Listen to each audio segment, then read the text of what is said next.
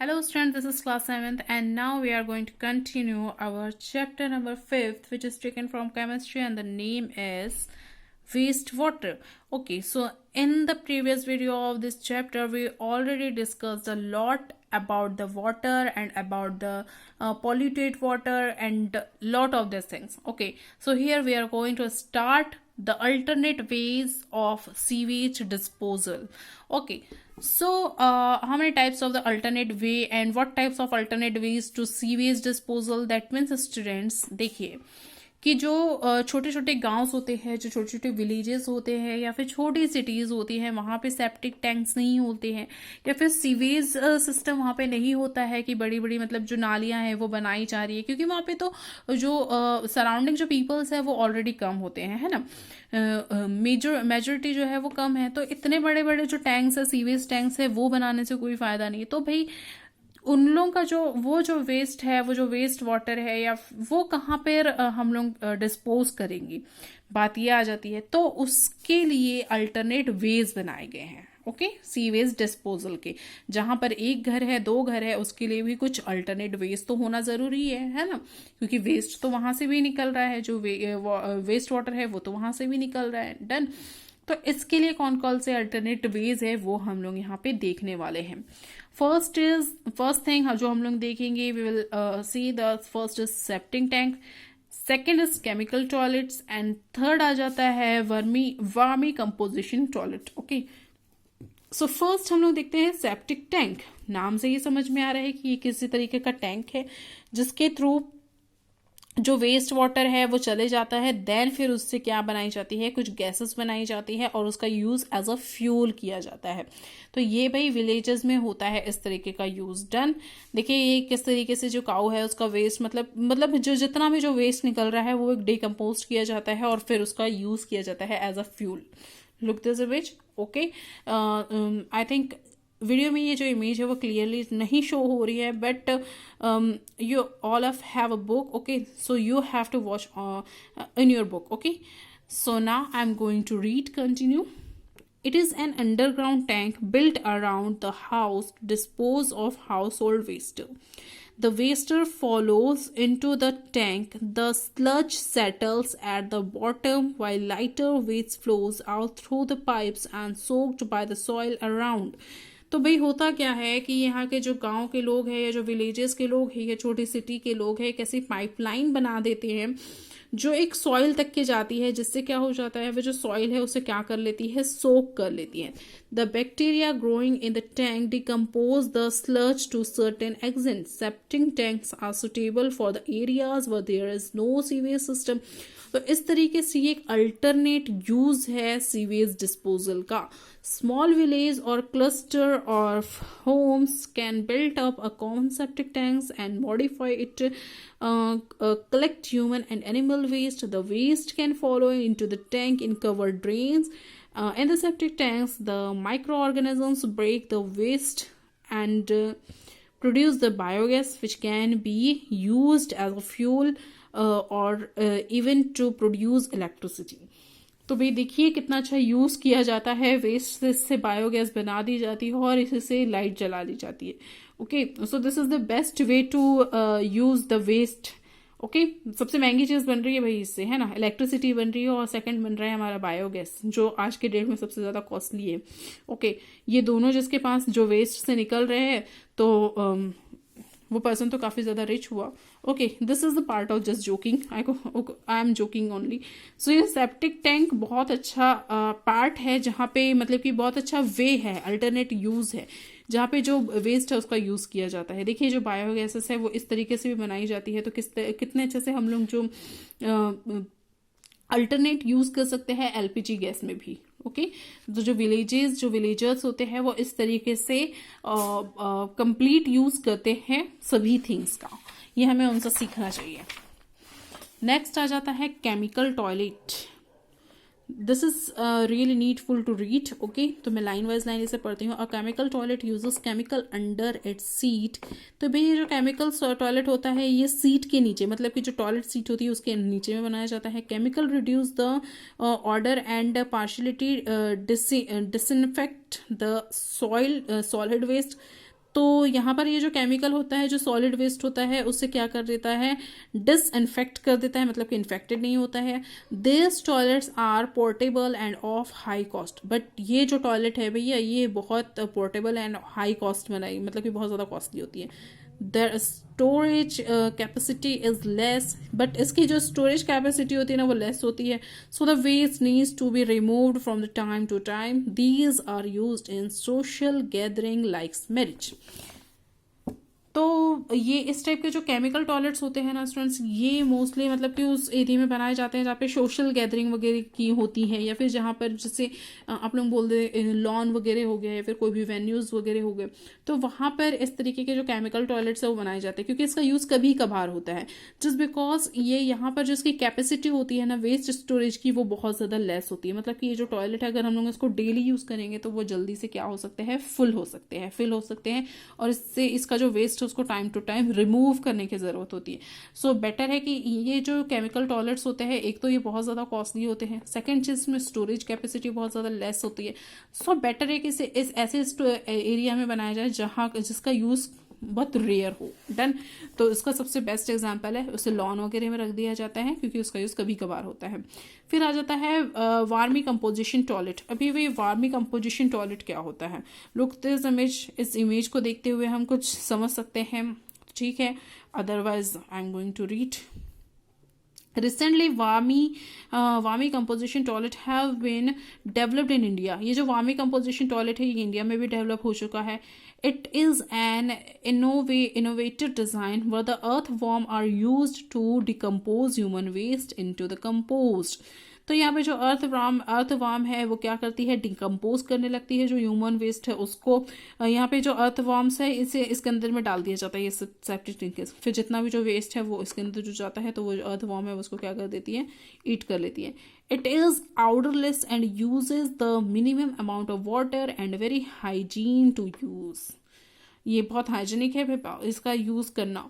Okay, the compost can be taken out at regular interval of time to be used as a manure.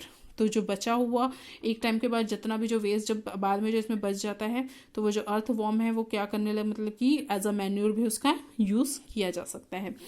सो यहाँ पे एक case study दी है, I mean did you know दिया हुआ है। सो फर्स्ट यू हैव टू रीड इट एंड अपना जो नॉलेज है आप उसे इंक्रीज कीजिएगा। ओके, यहाँ से शुरू होती है हमारी let's try 3। I will provide the notes of let's try 3 and now go move ahead, जहाँ पे आज हम लोग देखने वाले हैं be a responsible citizen and reduce water contamination. Okay, तो यहाँ पे आपको एक रिस्पॉन्सिबल सिटीजन बनना है, यानी कि भाई देखिए कल तो मकर संक्रांति थी, तो बहुत लोगों ने काफ़ी ज़्यादा पिकनिक बनाई होगी, बट कचरा भी उतना ही किया होगा, है ना, डस्ट भी उतना ही किया होगा। जो पब्लिक प्लेसेस है, जो पिकनिक स्पॉट है, उसे गंदा भी उतना ही किया है ना। पिकनिक बनाने तो हम लोग जाते हैं, बस उसके बिहाइंड हम लोग कितना ज़्यादा वेस्ट उसमें छोड़ जाते हैं वो हमें ही नहीं मालूम रहता है। तो वो जो वेस्ट है वो उसका एक जो पार्ट है, एक जो सीन है, वो यहाँ पर भी आप लोग देख सकते हैं। तो हमें एक रिस्पॉन्सिबल सिटीजन बनना है, और जितना भी जो कंटेनमेंट है, मतलब कि जो वाटर है जिसमें जो कचरा है, उसको भी क्या करना है, रिड्यूस करना है। Done. Now come to the next page and here we are going to read how to better housekeeping practice। मतलब किस तरीके से हम लोग बेटर हाउसकीपिंग कर सकते हैं, उसकी प्रैक्टिस कर सकते हैं एट होम। और इसमें हम लोग सबसे पहले देखने वाले हैं limited use of water. Of course limited use of water. सबसे पहले बारी आती है हमारे घर से। अगर हम लोग शुरुआत करें तो हम लोग क्या कर सकते हैं, जो पानी है, जो नेचुरल सोर्स है, of course this is a natural source and free source, okay, but इसका भी जो सेव करना है वो बहुत ज़्यादा ज़रूरी है, क्योंकि हमारी अर्थ ब्लू अर्थ तो है, ब्लू कलर तो है, इसमें वाटर तो बहुत ज़्यादा है, बट ड्रिंकिंग वाटर जो है वो बहुत कम है। ओके, तो इसके भी हमने काफ़ी सारे प्रोसेस पढ़े हैं कि किस तरीके से जो वेस्ट वाटर है उसका रीयूज़ किया जाता है। बट उस टाइप का जो पानी है, क्या हम लोग उसको नेचुरल पानी के साथ कंपेयर कर सकते हैं?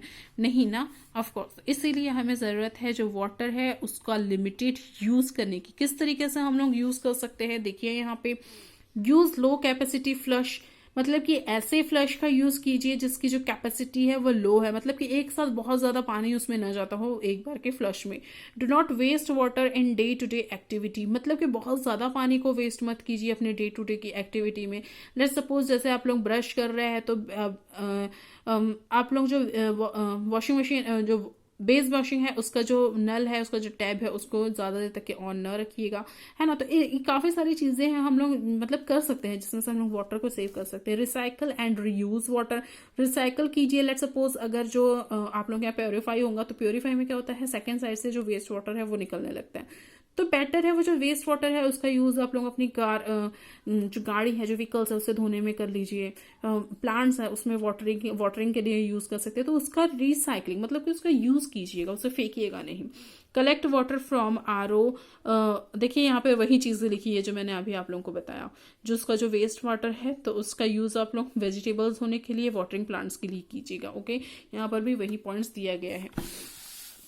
नेक्स्ट आ जाता है आपका disposable of hazardous household products. These are a few item like battery, mothball, cement and paint we generously use in our day-to-day life and throw them here and there without even thinking. These are hazardous household products, disposable, and these items in the drain can cause damage to both man and animals. It can also damage the microbes which help in the cleaning of water. इसका मतलब ये है students कि हमें अपने जो house hold products हैं, मतलब कि आपके घर में काफ़ी सारे ऐसे प्रोडक्ट्स निकलते होंगे जिससे हम लोग क्या करते हैं, डायरेक्टली बाहर फेंक देते हैं। बेटर है कि उसे आप लोग एक पॉलीथीन में रैप कीजिए और बराबर जब आपका कचरा वाला आता है तो उसकी गाड़ी में आप लोग उसको फेंकिएगा।